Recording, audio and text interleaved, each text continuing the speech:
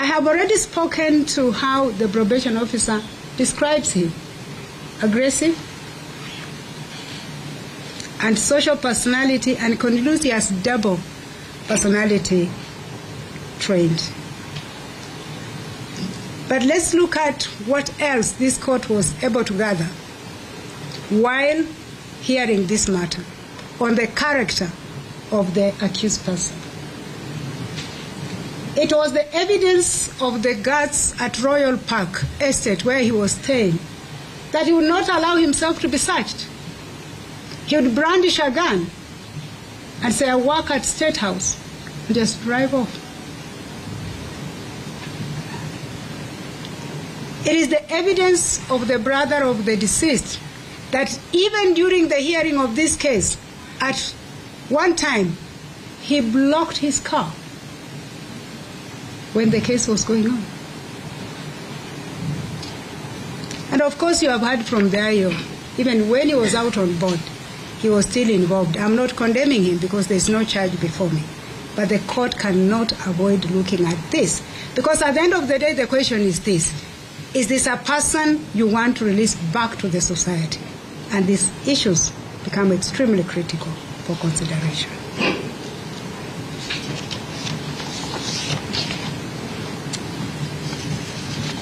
Finally,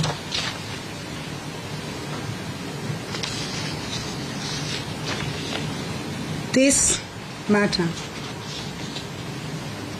and the evidence adduced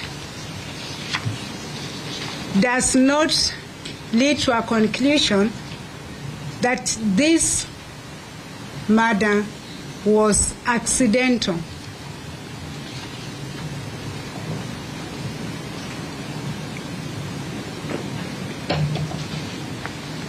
That the perpetrator did not have an opportunity to think about the consequences of his action.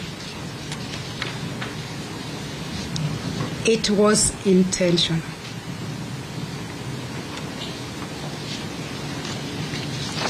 It was not a defensive act.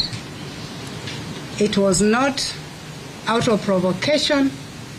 It was planned. It was intended, and it was executed.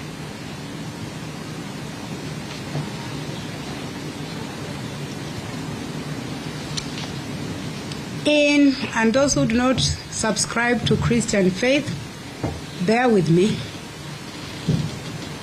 I do, and that's the only place I could make reference to. In the book of Job, chapter 1, verse 12 to 13, this is what is written. I think I looked at was it NIV? You can find out. It speaks to the same thing. This is what the Lord said to Satan. Behold, all that he has is yours. Only do not lay a hand on his person. I will repeat. Behold, all that he has is yours and is in your power. Only do not lay your hand on his person. The provision of life is the preserve of God. And I find no room anywhere for a person to take another person's life unlawfully. In my very final conclusion, join me in listening to these wise sayings on murder. 1. In the act of murder, one person's life ends, but countless number of lives are forever impacted. I will read again. In an act of murder, one person's life ends, but a countless number of lives are forever impacted. Secondly, Murder leaves behind a trail of shattered dreams and broken hearts that can never be healed. Murder leaves behind a trail of shattered dreams and broken hearts that can never be healed.